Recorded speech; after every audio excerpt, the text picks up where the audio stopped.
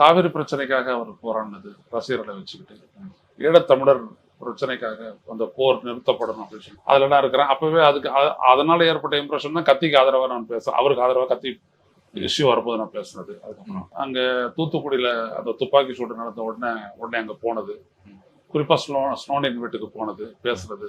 ஆனா அவர்கிட்ட வந்துட்டு ஒரு ஆழ்ந்த பற்று இருக்கு, மக்கள் பற்று இருக்கு அப்படின்றது தெரியும். ஏன்னா இவரு அந்த ஊழல் எதிர்ப்பு இயக்கம் அண்ணா ஹசாரே தொடங்கிய போது அதுக்கு போயிட்டு ஒரு வாழ்த்து சொல்லிட்டு அங்க இருந்துட்டு வந்தார். யாரும் மறந்துருக்க மாட்டாங்க.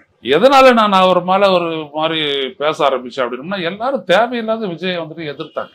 அவருடைய அரசியலை வந்துட்டு சிறுமைப்படுத்துறது மாதிரி பேசினாங்க ஊடகவாதங்கள்ல. அது எனக்கு வந்துட்டு ஒரு மாதிரி ஆச்சரியமா இருந்தது. எதுக்கு இது மாதிரி பண்ணணும்?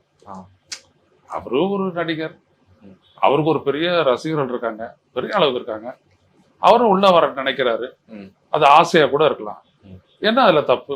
கான்ஸ்டிடியூஷன் படி அவருக்கு அந்த உரிமை இருக்கு. ஏன் இவங்கெல்லாம் எதிர்க்கிறாங்க?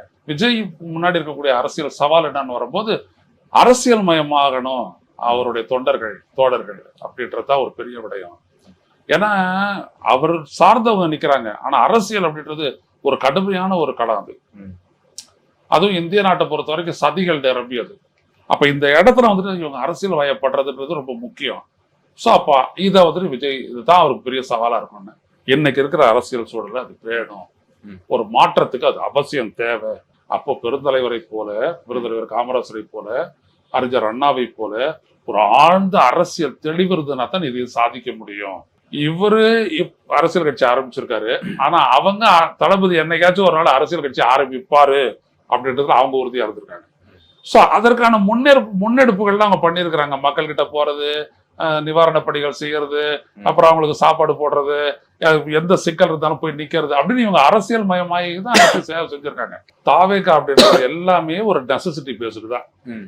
அது விஜயகாந்த் ஒரு கட்சி ஆரம்பிச்சாரு அப்படின்னு விஜயகாந்துக்கு தான் சொல்றோம். வைகோன்னு ஆரம்பிச்சாரு, வைகோ தான் சொல்றோம். ஆனா அது வந்துட்டு ஒரு அரசியல் கடத்தில் ஏற்பட்ட ஒரு தேவை, நெசசிட்டி அப்படின்றத நம்ம புரிஞ்சுக்கவே இல்லை. ஒரு திட்டமிட்டு ஒரு கொள்கை அடிப்படையில் ஆரம்பிக்கிற கட்சியெல்லாம் அவ்வளவு தூரம் ஒர்க் அவுட் ஆனது. மக்களினுடைய எதிர்பார்ப்பு, மக்கள் எதிர்கொள்ளக்கூடிய சவால்கள், அதற்கான ஒரு தீர்வு திட்டத்தை உருவாக்கி அந்த தீர்வை நடைமுறைப்படுத்தக்கூடிய, அதற்காக போராடக்கூடிய, ஆட்சி அதிகாரத்தை பெற்றால் அதை சாதிக்கக்கூடிய ஒரு அரசியல். விஜய் வந்துட்டு ஒரு ஒரு வெளிச்சம் போடக்கூடிய ஒரு அரசியல் தலைவராக இருப்பாரு? கிடையவே கிடையாது.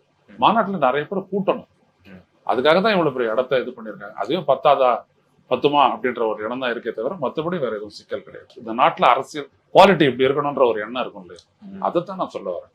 அவருக்கு தேவை இல்லை, கட்சிக்கு தேவையில்லை. எதையும் சாதிக்கணும்னா அதிகாரம் இல்லாத முடியுமா? அப்ப அதிகாரத்தை பெற போவதில்லைன்னா எதுக்கு அரசியல் கட்சி? விஜய் மக்கள் இயக்கமாவே அவங்க நிறைய விடயத்தை செஞ்சிருக்கிறாங்க. இப்ப அரசியல் கட்சியாக மாறுதுன்னும் போது அவங்கள ஜெயிக்கிறது அவ்வளவு கஷ்டமானதா? நீங்க என்ன அந்த அரசியல் பயிலரங்கத்துக்கு நீங்க வரல, இன்னும் அவங்களுடைய யாரையும் நீங்க பார்க்கல.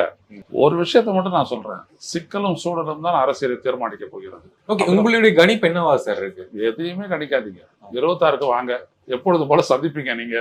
நீங்க சந்திக்க வரும்போது நானும் சந்திப்பேன்.